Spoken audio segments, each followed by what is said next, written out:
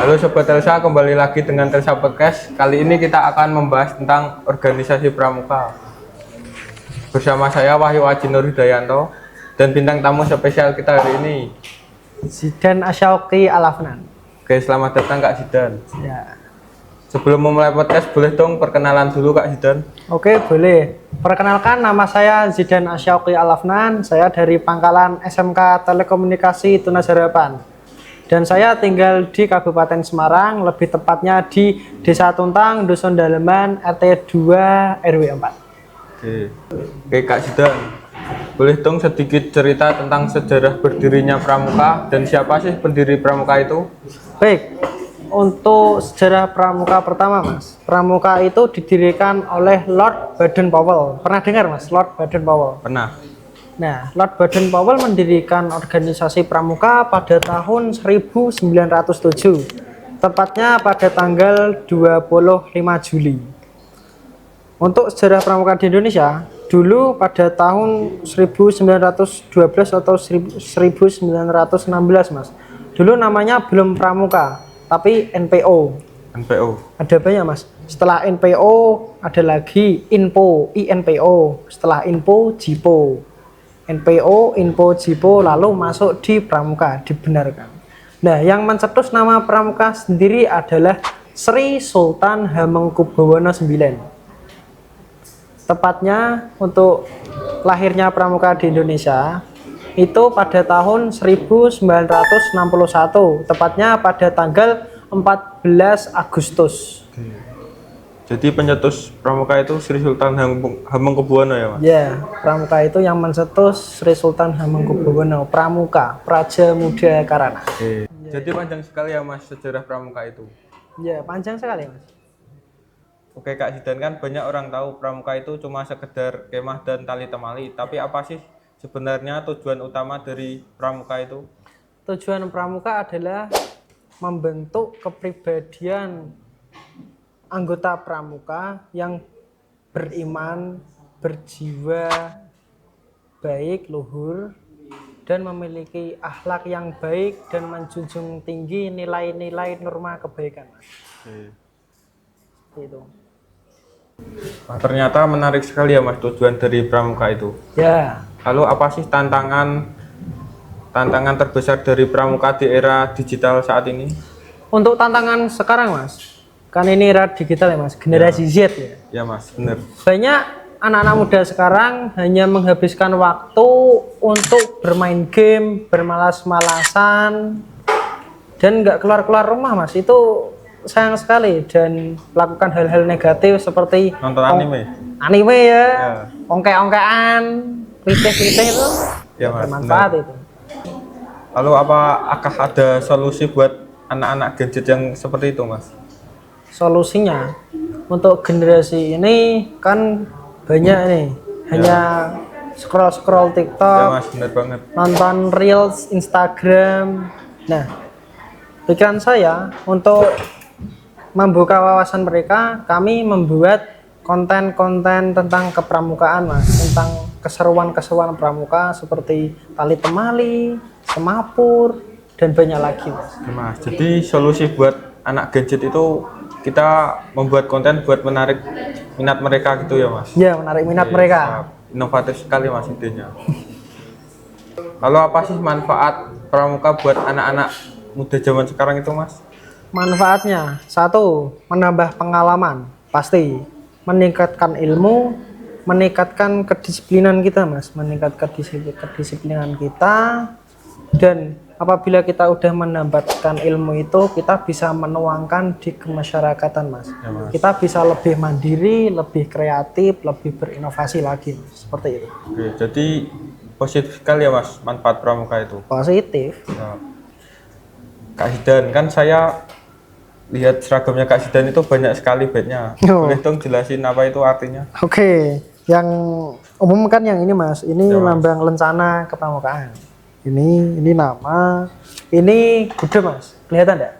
Ini lambang gudeg, lambang yang di setiap pangkalan, setiap sekolah, SMK SMA, pasti ada lambangnya. Untuk di SMK Telkom ini, lambang gudegnya adalah wayang Arjuna Mas, Arjuna Wayang Sri Arjuna. Kandi bagian Ya, Mas. perempuan.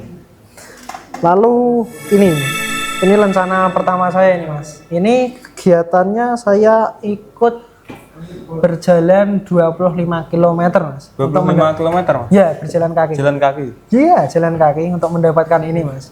Saat itu hujan, hanya istirahat pada saat luhur aja mas, zuhur. Dari pagi sampai hampir asar itu mas. Cuma sekali itu mas istirahatnya? Sekali. Sebetulnya untuk perjalanan ini itu nginep dulu mas, sepersekian kilometer kita nginep, lalu hari berikutnya lanjut jalan lagi, seperti itu. Tapi ini dilakukannya sehari langsung mas. Jadi sehari gitu jalan 20 km? Iya, sehari 25 km. Wah, hebat sekali mas. Lalu itu bed yang warna-warni itu apa mas? Oh yang ini bed Jota Joti. Ini event setahun sekali. Jota Joti adalah Jambore on the Air dan Jambore on the Internet. Jota, Jambore on the Air. Itu kegiatan kita mengenal tentang radio dan kita berkomunikasi lewat frekuensi mas, menggunakan radio. Pakai radio gitu mas? Ya pakai radio. Dan ada frekuensi tertentu untuk kita melakukan komunikasi. Dan untuk Joti, Jambore on the Air, kita melakukan komunikasi menggunakan internet. Itu ada websitenya sendiri mas. Pakai website gitu mas? Ya ada websitenya. Jadi Website pakai resmi. HP gitu? Ya pakai HP bisa, laptop bisa. Intinya gadget. Siap. Lalu itu kolongnya kok beda mas dari pramuka-pramuka biasanya? Ini tulisannya mas, Raimuna Nasional ya? Ya. Raimuna Nasional. Raimuna itu istilahnya seperti perkemahan besar. Jambore, tahu Jambore? Ya tahu mas. Jambore kan di Penggalang. Untuk Raimuna itu di Penegak dan Pandega. Perkemahan terbesar. Ini Raimuna Nasional, perkemahan terbesar se-Indonesia mas. Perkemahan tingkat Penegak dan Pandega. Jadi kemahnya se-Indonesia gitu? Se-Indonesia, pramuka se-Indonesia. Kemahnya di mana mas? Kemahnya itu di mana ya? Lupa saya mas. Wong ini aja saya dikasih. Kemahnya dikasih? Dikasih kolongnya. Lalu itu mas yang di lengan sebelah Lengan kanan ini. Untuk lengan kanan ini yang segi 5 ini mas, tanda saya telah mengikuti perkemahan. Untuk di bawahnya lagi ada gambar jejak. Ini penjelajahan mas, kita menjelajah seperti menjelajahi apa mas? menjelajahi jalan, hutan, seperti itu. Untuk ini tali temali. Tali temali ini adalah tanda mahir melakukan pioneering mas. Tali temali, tali dan tongkat. Lalu itu?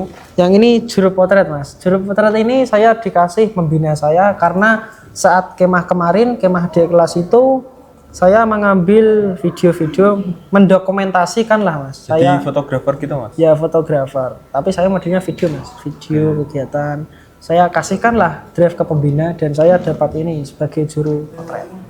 Lalu di atas ini adalah ibadah mas, rohani. Saya mendapatkan ini mungkin karena saya rajin sholat mungkin mas. Rajin sholat mas? Di kemah saya, alhamdulillah saya di maghrib saya mengumandangkan adzan mas di sana. Dan saya menjadi imam saat itu. Azannya jadi imam? Setelah adzan, jadi imam gitu mas. Lalu itu mas yang di ini punggung menyala-menyala. Ini SKU, syarat kecakapan umum, TKU, tanda kecakapan umum. Ini kan TKK, tanda kecakapan khusus. Ini umum. Umum karena setiap dewan ambalan di Penegak mas, pasti memiliki ini mas, bantara. Sebagai tanda dia adalah anggota dewan ambalan di sekolah. Pasti memakai ini bantara. Di bantara sendiri itu ada tingkatannya lagi mas. Setelah bantara ada laksana. Jadi laksana itu paling tinggi tingkatannya setelah bantara. Jadi atasnya bantara gitu mas? Ya atasnya bantara masih ada laksana. Seperti itu. Kan Kak Zidan ini banyak sekali bednya. Pasti pengalamannya banyak toh mas di pramuka. Boleh dong ceritain pengalaman dari awal kenal pramuka sampai sekarang ini? Oke. Untuk awal saya mengenal pramuka, pada kelas 8 saya itu pernah diajak, ya disuruh guru saya untuk melakukan kegiatan. Saat itu kegiatannya namanya Gladian Pemimpin Regu. Saya nurut lah itu. Itu kegiatan event itu berada di SMP Negeri 2 Salatiga. Tahu ya mas ya? Tahu mas. Nah, saya udah ikut aja mengumpulkan berkas ini dan sampai di hari H saya ikut. Saya masih belum paham mas. Ya tahu pramuka, tapi untuk kinerjanya saya belum tahu untuk eventnya. Masih awal gitu. Masih awal, masih tabu. Setelah saya tahu, oh pramuka itu ini, saya di sana diajarkan tentang kepemimpinan, pengetahuan tentang kepramukaan, dan pramuka itu ada apa aja, ada semapur, sandi morse, tali temali, dan ada tingkat-tingkatan pramuka itu sendiri, Mas. Lalu setelah dari event itu saya kembali ke sekolahan saya di SMP itu, saya mengajarkan adik-adik saya tentang kepramukaan. Karena saat itu pramuka belum aktif, Mas. Saat itu kan lagi pandemi corona, jadi Ya, Mas, ekstra benar. off. Saya itu mungkin udah mereda corona, saya tuangkan di situ, dan alhamdulillah sampai sekarang di SMP saya aktif lagi, Mas, Ya, di Mas. pramuka.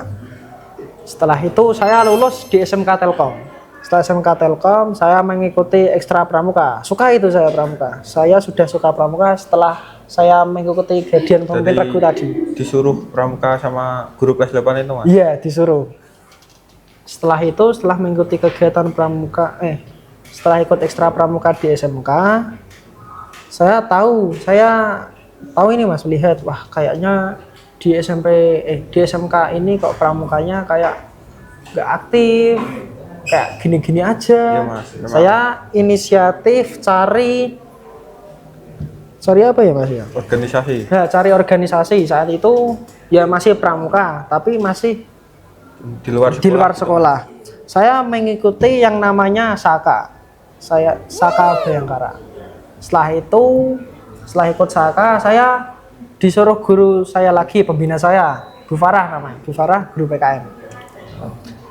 Ditanya ini saya pas mapel PKN, Zidan, kamu di tanggal ini, kamu ada acara enggak? Enggak ada, Bu. Emangnya ada apa? Dijelasin nih, ini ada undangan mengikuti gladi Tangguh Ubaloka.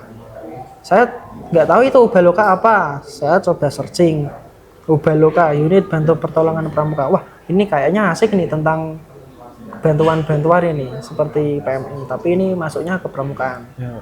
Maulah saya daftar situ. Itu kegiatan seminggu. Setelah selesai Ubaloka itu, saya menuangkan ya ceritalah. Oh, GT ini saya melakukan GT ini cerita ke teman-teman saya. Setelah itu pada tanggal 14 Agustus saya pelantikan. Nah, saya pelantikan menyandang Bantarai. Spesial sekali ya, Mas. Spesial. Seperti itulah, Mas, sejarah saya ikut pramuka, dan sejak itu saya suka pramuka. Inspiratif sekali ini. Ya. Lalu tadi kan ada Saka sama Ubaloka. Ya. Boleh dong, Mas, jelasin apa itu Saka dan Ubaloka? Untuk Saka dulu ya, Mas, saya jelaskan. Saka itu singkatan dari Satuan Karya Pramuka. Saka itu sendiri adalah wadah untuk menyalurkan minat bakat kita di bidang kepramukaan. Kebetulan juga saya masuk di Saka Bayangkara. Saka Bayangkara adalah Satuan Karya Pramuka yang dinaungi oleh kepolisian langsung, Mas. Jadi kita dilatih untuk terjun ke masyarakat. Ya, Mas. Itu Saka Bayangkara. Saka itu ada banyak sekali, Mas. Ada Saka Wirakartika, Saka Bakti Husada, Saka Wana Bakti, Saka Kalpataru. Ada banyak, Mas. Kayaknya ada 12 Saka. Ada banyak. Lalu kita masuk ke Ubaloka. Oke. Ubaloka itu adalah unit bantu pertolongan pramuka. Bisa dibilang kayak tim SAR-nya pramuka. Ya, tim SAR-nya pramuka. Itu saya kegiatan selama seminggu tanpa menggunakan HP, Mas. Seminggu itu, Mas. Seminggu di bumi perkemahan Ungaran sana. Chandra Birawa. Perkemahan Chandra Birawa. Perkemahan bumi perkemahan terbesar se-Jawa Tengah. Pusatnya di situ, Ungaran di situ. Ungaran itu. Oke. Dan lagi, Mas, Ubaloka itu hanya ada di Jawa Tengah. Cuma Jawa Tengah, Mas. Iya, hanya ada di Jawa Tengah, khususan Jawa Tengah. Di spesial itu ya, Mas. Spesial. Oke. Di Ubaloka itu saya diajarkan tentang kebantuan, Mas. Bantuan seperti PMI, BPBD, Tagana, Taruna Siaga Utama, Taruna Siaga Bencana, tentang dapur umum, lalu dilatih tentang water rescue, dilatih tentang CPR, RGP, itu yang anak-anak PMI pasti tahu. Ya Mas. Lalu ada navigasi darat. Navigasi darat ini kita membaca tentang peta. Peta. Peta. Kayak kompas gitu Mas. Ya, pakai kompas, peta. Setelah itu diajarkan tentang manajemen resiko juga. Setelah itu ada dari BPBD itu tentang asken disken. Kita menggunakan tali, naik ke atas menggunakan tali Mas, namanya Manjat gitu Mas. bukan manjat karena ada talinya itu Mas, ada khusus. Lalu ada pihak damkar juga. Damkar. Ya. Madamin kebakaran gitu. Ya, memadami kebakaran. Tahu selang yang panjang dari damkar itu Mas? Tahu Mas. Nah, itu saya dengan tim saya menggunakan itu Mas. Ternyata Thomas, mengendalikannya susah Mas. Tekanan airnya itu deras sekali. Berat Mas itu. Berat. Ada 5 orang. Ada 5 orang. Seperti itu. Itu ya Mas. Ternyata di Pramuka itu masih banyak organisasi lain. Masih. Oke. Cabang-cabangnya itu masih banyak Pramuka. Ya Mas. Oh ya Mas, dan buat penonton yang ingin gabung Pramuka itu gimana caranya Mas? Untuk gabung di Pramuka Sekolahan Pangkalan SMK Telkom ini, pantau di Instagram Pramuka SMK Telsa. Nanti kalau sudah open recruitment, daftarlah kalian. Oke. Lalu buat gabung Saka-Saka gitu Mas, gimana caranya? Sama untuk Saka. Di Saka Bayangkara sendiri itu menunggu open recruitment. Kebetulan ini sudah tutup Mas, sudah mau pelantikan di Tutup, Saka Mas. Bayangkara ini. Ya. Lalu buat yang mau gabung gitu gimana biar tahu pembukaannya? Pantau di Instagram. Misal Saka Bayangkara, cari Saka Bayangkara Polres Salatiga. Karena Nanti saya tulis. ya, ada juga Saka Wirakartika. Kalau Saka Wirakartika itu kayaknya tinggal masuk ke sanggarnya mau daftar gitu aja Mas. Setelah daftar langsung ikuti kegiatan dengan senang hati. Seperti itu. Wah, ternyata obrolan tentang Pramuka kita hari ini sangat membuka banyak wawasan ya Mas. Ya, harus terbuka dong. Buat Kak Zidan, adakah pesan moral buat Sobat Telsa yang nonton podcast kita hari ini? Oke, untuk Sobat Telsa yang memang bukan anggota Pramuka tidak apa. Setidaknya kalian lakukanlah hal-hal positif dan bermanfaat untuk diri kalian dan untuk orang lain juga. Selalu semangat, pantang menyerah, dan jangan malas-malasan untuk mencari ilmu. Dan cari teman yang bisa membuatmu pintar juga. Jangan berteman di lingkup yang negatif. Itu merugikan. Itu. Oke, terima kasih Mas Zidan kata-katanya. Oke, sepertinya cukup sekian podcast kita hari ini. Bila tadi ada kata yang kurang berkenan, mungkin bisa dimaafkan. Saya Wahyu Aji Nur Hidayanto. Saya Zidan Asyauqi Alafnan. Terima kasih.